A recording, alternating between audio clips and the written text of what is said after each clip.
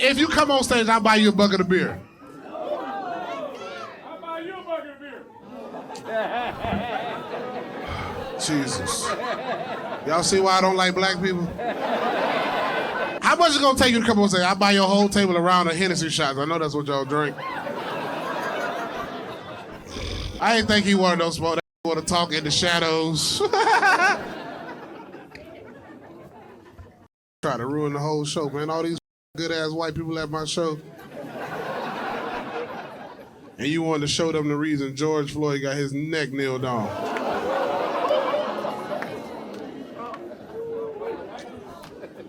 Don't ooh at that joke. A few moments later.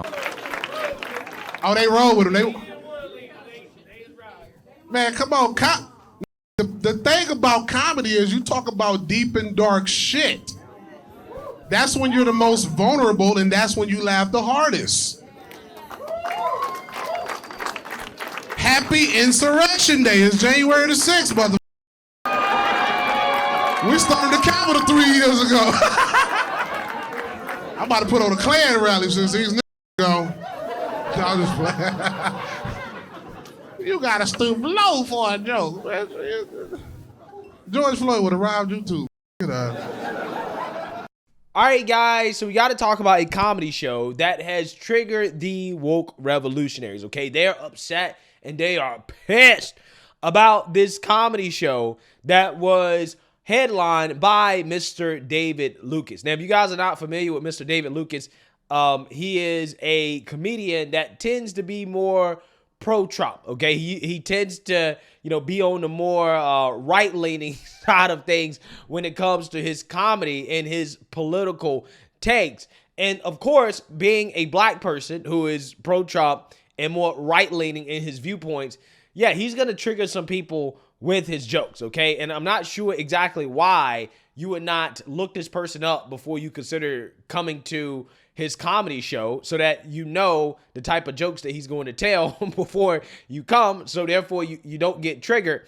But apparently that's not what happened with a group of black folks that came to his comedy special in which he told a joke about George Floyd that offended them, right? And they got so offended that they decided to heckle him into walk out, okay? So I'm going to play this video, and I want to know from you guys whether you think that this joke was out of bounds. Because me personally, I feel like comedy is one of those arenas where, these types of jokes should be allowed, even if you think that it is offensive, even if you think that it may be cruel, it's comedy, okay? And I'm a big believer in free speech, and I believe that if you don't have free speech in comedy and satire, then you're not going to have any free speech, right? There is no free speech. So with that being said, let's go ahead and get into it.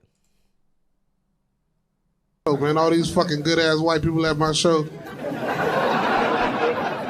And you wanted to show them the reason George Floyd got his neck nailed on.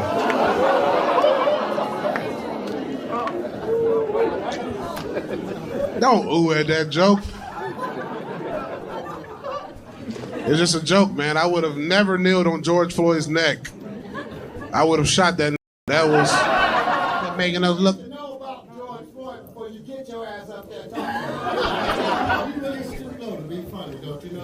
It's called comedy. How many more black fans I gotta hit that might leave? Honestly, I think that his response to people getting upset about the joke is funnier than the joke itself, right? Because again, it is one of those jokes where it's like, you don't really want to laugh at it because again, you're talking about somebody that, did lose his life. But at the same time, again, this is the arena of comedy. If he wants to make that joke, fine. Dark comedy is not going to be everybody's cup of tea, okay? But I do think that his response to the people that are triggered is actually funnier than the joke itself. Because when he responds with, hey, it's comedy, N-word, right? He's basically reminding the guy that, look, man, it's a joke, okay? It's not something to be taken seriously. Obviously, I don't mean it. It is just a joke, okay? And this is what comedians do. If you don't like it, I don't understand why you pay for a ticket to come to the show in the first place. You should probably look up your comedians that you're considering seeing before you actually go if you're going to be this soft, right? That you walk out and you want to get upset over a joke. Oh, good shit, man. I got. Cause I was just warming up with that George Floyd shit.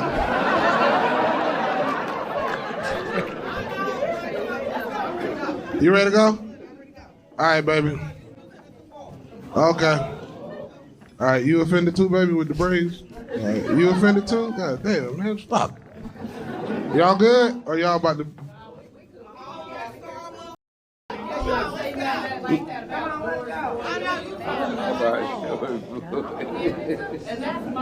I'm offended too. Yeah, we come here all the time. We ain't never have to worry about I like Kyle Rittenhouse too.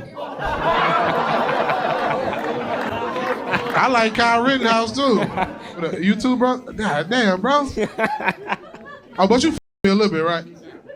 See that? Yeah. Damn, one more guy. Damn, man. That don't even want to go, but his ride leaving. He don't even want to go. He like, man, I don't like George Floyd either, man. That had fentanyl. God damn, you got to stoop low for a joke. George Floyd would have robbed you too, bitch.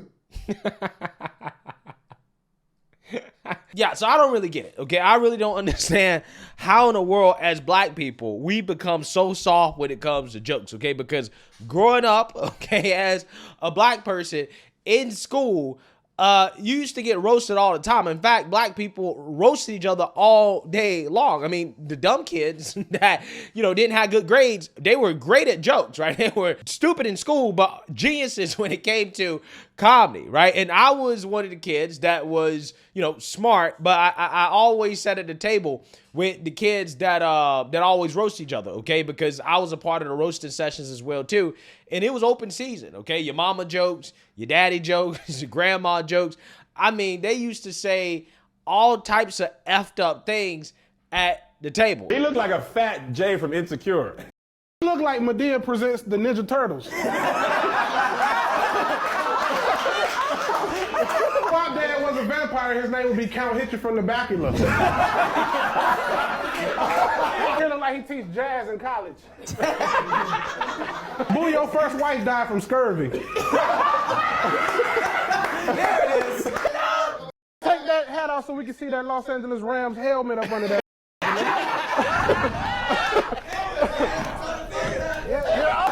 Y'all do look like twins. Why you say it like that? Twins. You talk like a hairdresser.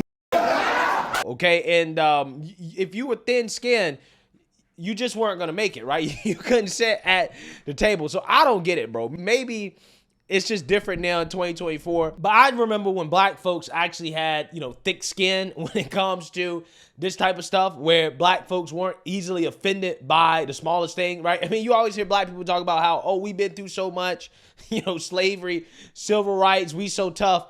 But nowadays, you boohoo whining, crying, and walking out of comedy shows over simple jokes.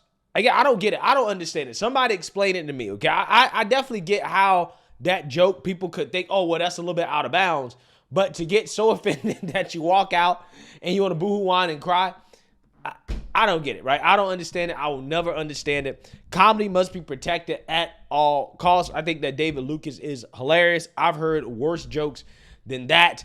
And shout out to him for not backing down, right? Shout out to him for not apologizing and continuing to antagonize the triggered individuals who simply can't take a joke. A joke that's not even really about them, right? It's about somebody else. But hey, let me know what you guys think. Make sure you like, comment, and subscribe. Most importantly, share a black conservative perspective. Peace.